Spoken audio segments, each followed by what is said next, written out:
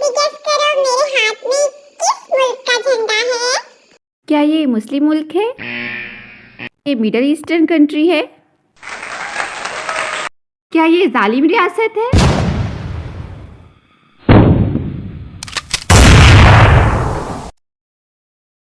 क्या इस मुल्क के लोग मेज़बान बनकर कहीं जाते हैं और अपने मेहमानों को घर से निकाल कर उनको कत्ल कर देते हैं?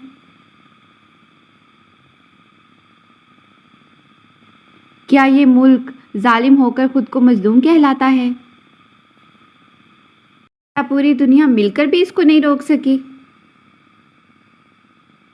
बच्चों को भी कत्ल कर देता है। फिर सब जान गए होंगे कि ये कौन सा मुल्क है।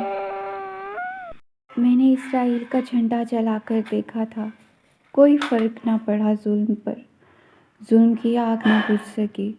मैंने इसराइल का झंडा जलाकर देखा था, लेकिन फ़लस्तीनी बच्चे फिर भी शहीद होते रहे।